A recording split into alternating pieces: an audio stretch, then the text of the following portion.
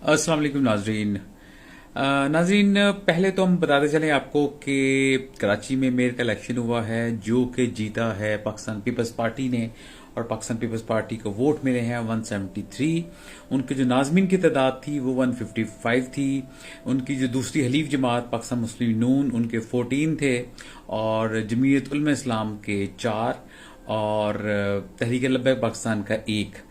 तो इस तरह ये तकरीबन 18 उनके जो हलीफ हैं जमीयत उलमा इस्लाम और क्या कहते हैं पाकिस्तान मुस्लिम नून, इनके मिला के तकरीबन ये पूरे वोट इनको पड़े हैं, और ये 173 का एक फिगर, मैजिकल फिगर आया है। इन्होंने चांस नहीं लिया पाकिस्तान पीपल्स पार्टी ने कि नंबर गेम थी, नंबर गेम पे जीतना था। मेनली जो जमात इस्लामी थी उनको 130 वोट से उनके, और 62 पीटीआई के थे। इस तरह उनका 192 का फिगर बनता था, लेकिन वो 192 का फिगर तो सॉलिड था 9 मई से पहले, लेकिन 9 मई के बाद वो फिगर चेंज हो गया क्योंकि पाकिस्तान तहरीक इंसाफ जो है वो तितर बितर हो गई, और उसके काफी जो लोग हैं वो मेन पार्टी से छोड़ गए कराची से, और उसका इफेक्ट जो है वो ट्रिकल डाउन इफेक्ट नीचे आया। और कुछ दिन पहले, 2 दिन पहले अनाउंस हुआ, तकरीबन 30 नाजमीन थे, उन्होंने कहा जी हम जो है वो जमात इस्लामी को वोट नहीं करेंगे। इसलिए वहां लग रहा था कि हाफिज नईमुर रहमान के चांसेस जो है वो काफी कम हो गए हैं मेयर बनने के। तो मुर्जा भाव मेयर बन गए हैं, और अपनी पीडीएम की तरफ से तमाम वोट जराए का बताना है कि उन्हीं को मिले हैं। और कुछ बदमजगी हुई, कुछ लोग अंदर एंटर नहीं हो सके, और कुछ लोग जो है वोट नहीं डाल सके।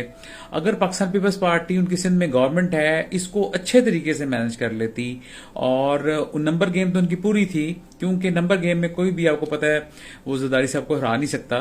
तो ये सबको पता था कि पाकिस्तान पीपल्स पार्टी आराम से जीत जाएगी, तमाम हल्के उसके साथ हैं, ताकत उनके साथ है, और गवर्नमेंट सबसे बड़ी सिंध में उनके साथ है। तो वो उन्हें चाहिए था कि वो एक बिल्कुल पीसफुली इस इलेक्शन को करवा देती, और जो पीटीआई के नाजमीन जो वोट नहीं डाल सके, जिनको अंदर नहीं आने दिया गया, वो आ जाते, वो डाल देते, तो फिर भी फिगर जो है वो पूरा नहीं होना था। तो लेकिन उसको थोड़ा सा मारधार वाला इलेक्शन रहा है ना। ये तो है ओवरऑल इलेक्शन के बारे में। लेकिन 9 मई के बाद ये पहला इलेक्शन है, और ये जो कि पाकिस्तान पीपल्स पार्टी ने जीता है, उनका मेयर बन गए हैं। उन्होंने पिछले 15 साल से उनकी सिंध में गवर्नमेंट है। अब उन्होंने काम कैसे किए हैं सिंध में, वो तो आने वाला इलेक्शन ही बताएगा, लेकिन कराची में अब वो जो काम करेंगे वो आगे इम्पैक्ट आएगा उनकी आने वाले इलेक्शन में, कि कराची से वो कितनी सीटें जीते हैं। क्योंकि पिछले कुछ अर्सा से कराची में उनको बिल्कुल भी रिस्पांस अच्छा नहीं मिल रहा था। वही अपनी 1-2 नशिस्तें जो मखसूस लियारी की हैं वही जीत पा रहे थे, बाकी कराची में किसी भी जगह से पाकिस्तान पीपल्स पार्टी को कोई सुनवाई नहीं हो रही थी। इस दफा बाइकआउट किया एमक्यूएम ने, जिसकी वजह से फील्ड मिल गई पाकिस्तान तहरीक इंसाफ को, जमात इस्लामी को, और पाकिस्तान पीपल्स पार्टी को। और पाकिस्तान पीपल्स पार्टी ने अच्छे यानी 155 का फिगर टच किया, वोट्स लिए। जमात इस्लामी दूसरे नंबर पर रही 130 के साथ। और सबसे डिसअपॉइंटमेंट जो हुई वो पीटीआई को हुई कि उन्होंने सिर्फ 62 ही नाजमीन जो है जी सके। हालांकि इनिशियली ये कहा जा रहा था कि वो अच्छे वोट्स ले लेंगे। ये साफ जाहिर कर गया, एक्सपोज कर गया पीटीआई कराची की तंजीम को कि उनमें वो दमखम नहीं है कि वो ग्राउंड लेवल पे जाकर इस तरह के इलेक्शन जीत सकें। क्योंकि अभी तक जितने भी ज्यादातर उनके लोग हैं वो ज्यादा इन्फ्लुएंशियल लोग हैं, ज्यादातर रियल स्टेट से वाबस्ता है, और उनकी जो मेन एजेंडाज हैं वो सियासत नहीं बल्कि बिजनेस है। और अक्सर शिकायतें मिलती भी रहती थी, लेकिन खान साहब का ज्यादा फोकस नहीं था कराची पे और कराची के इलेक्शन पे। नाज़रीन, जो आज का वी लोग है इसमें तो एक तो आपको कराची के इलेक्शन का बताना था, और लेकिन जो मेन बात है वो ये है कि ये डायरेक्शन सेट करेगा आगे आने वाले इलेक्शन के लिए, कि जो हवाओं का रुख जो है वो किसकी तरफ है। डेफिनेटली जो पिछले कुछ अर्सा से मीडिया में बातें हो रही हैं कि पाकिस्तान पीपल्स पार्टी जो है वो उन्होंने जब सपोर्ट किया शहबाज को प्राइम मिनिस्टर बनाने में, उसमें यही कमिटमेंट ली गई थी कि जो आइंदा इलेक्शन के बाद जो वज़ीर आज़म बनेगा वो पाकिस्तान पीपल्स पार्टी की तरफ से होगा। और ये जो है पहला आपके पास इलेक्शन आ गया। इससे पहले एक आज़ाद कश्मीर में ज़िमनी इलेक्शन हुआ जो कि सरदार लियास तनवीर की खाली नशस्त पे हुआ, जो कि पीटीआई की तरफ से थे। उसको भी पाकिस्तान पीपल्स पार्टी जीता। गो जो पीडीएम की उनकी इत्तेहादी जमात है, उनके जो मुश्ताक में हास है, उन्होंने ओपनली आके कहा कि यहाँ पे किसका जोर चला है, किसकी लाठी चली है, जिसकी वजह से पाकिस्तान पीपल्स पार्टी जीत पाई है आज़ाद कश्मीर में, क्योंकि वो मिनिस्टर जो है कमरुज़्ज़मान कायरा, वो आज़ाद अमूर कश्मीर के मिनिस्टर हैं। उन्होंने अपनी पूरी फोर्स जो है वो उस इलेक्शन को जीतने के लिए लगाई, क्योंकि वो अपना इलेक्शन तो हार चुके हैं लाला मूसा से। चौधरी मंजूर भी उनके साथ थे जो कि कसूर से हार चुके थे, लेकिन उन्होंने अपनी स्ट्रेंथ दिखाई आज़ाद कश्मीर में कि हम भी अभी मौजूद हैं। वो गो के उसमें कंट्रोवर्सी काफ़ी हुई, लेकिन अगर आप पेपर्स पे देखें तो पेपर्स पे पाकिस्तान पीपल्स पार्टी ही जीत पाई है।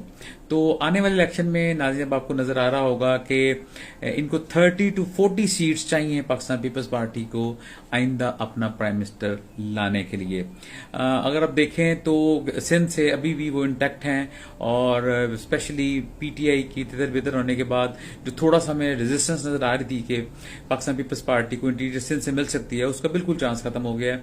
कोई तंजीम साजी प्रॉपर नहीं हो सकी। जो मेजर लीडर थे अली जैदी, वो छोड़ गए हैं पार्टी, और अब जो है वो वहां पे पार्टी की मौजूदगी ना होने के बराबर है। तो सिंध से दोबारा पीपल्स पार्टी रिबाउंड करती नजर आ रही है, वहां से जीतेगी। और कराची से भी उनको है कि हम कोई टारगेट ऐसी सीटें लें कि पहले से नंबर जो है बढ़ जाए सिंध से। और फिर उनका अगला है केपीके से उन्हें बहुत बुरी शिकस्त हुई थी, अब पीटीआई के बाद उनको डेफिनेटली अच्छा नंबर मिल सकता है केपीके से भी। और ज्यादा उनका फोकस, सबसे ज्यादा जो ज़ारी साहब का फोकस है वो है साउथ पंजाब की तरफ के। साउथ पंजाब से हमें कोई 20 उनका टारगेट है कि 20 सीटें मिल जाए, और बाकी रेस्ट ऑफ द पंजाब से 10 सीटें मिल जाए। इसका टोटल 30 का फिगर है कि अगर वो कोई इलेक्टेबल्स पीपल्स पार्टी में ले आते हैं और हालात तो उनके लिए साजगार हैं, वो जीत सकते हैं। तो 30 सीटें अगर पंजाब से मिल जाती हैं, केपीके से कुछ सीटें निकाल लेते हैं और कराची से कुछ सीटें निकाल लेते हैं, तो बिलावल भुट्टो जरदारी जो हैं वो कैंडिडेट हो सकते हैं अगली प्राइम मिनिस्टर के लिए पाकिस्तान के। तो अभी तक जो हवा चल रही है वो पाकिस्तान पीपल्स पार्टी के हक में ही चल रही है। अभी आपने रिसेंटली देखा आज़ाद कश्मीर का इलेक्शन हो, और आज मेयरशिप कराची का इलेक्शन है, जहां पे पाकिस्तान पीपल्स पार्टी बड़ी आराम से मेयरशिप का इलेक्शन जीत गई है। अब आइंदा आने वाले इलेक्शन जो हैं उसमें कोई बैद नहीं है कि पाकिस्तान पीपल्स पार्टी जो है वो पाकिस्तान की सबसे बड़ी जमात बन के उभरे। पंजाब से डेफिनेटली उनको टफ टाइम मिलेगा पीएलएनएम की तरफ, पीएमएलएन की तरफ से। और जो मेन जो मीडिया पंडित्स हैं वो जो गेस कर रहे थे कि जो तहरीक इस्तेहकाम है वो शायद जो पीटीआई का वोट है उसको लिफ्ट कर ले, उसको ले ले, लेकिन चांसेस ऐसे लग नहीं रहे। जो चेहरे सामने आए हैं वो चेहरे ऐसे हैं कि वो उनमें वो सख्त नहीं है कि वो पुल कर सकें वोटर्स को अपनी तरफ। हम दो छोटी सी एग्जांपल्स ले लेते हैं। एक, उनके साथ जो फर्स्ट रो में लोग बैठे हुए थे, अगर आप उनका एनालिसिस कर लें, उसमें हमारे मोअज़्ज़ज़ इसहाक खाकवानी साहब हैं जो कि साउथ पंजाब से हैं। नाज़रीन वो भी अपना निशस्त नहीं निकाल सके थे पीटीआई की फुल सपोर्ट के बावजूद।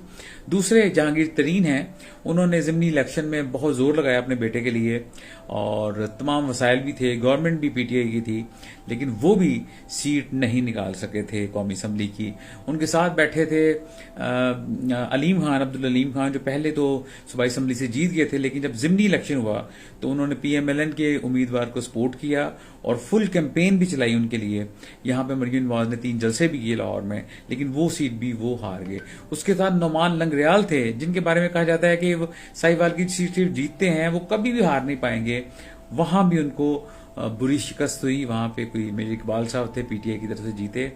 अब देखते हैं कि पीपल्स पार्टी के लिए बहुत अच्छा है पाकिस्तान तहरीके इस्तेहकाम के। डेफिनेटली पीटीआई के वोट तो वो तोड़ेंगे ही, कुछ ले भी सकते हैं, लेकिन हो सकता है कि वो पाकिस्तान मुस्लिम लीग नून को भी थोड़ा इफेक्ट करें। लेकिन ओवरऑल जो गेम है, जो मुझे नजर आ रहा है, जो मेरे अपने पॉलिटिकल एनालिसिस हैं, जो हवा चल रही है, उसमें जो है पाकिस्तान पीपल्स पार्टी दौर में सबसे आगे है।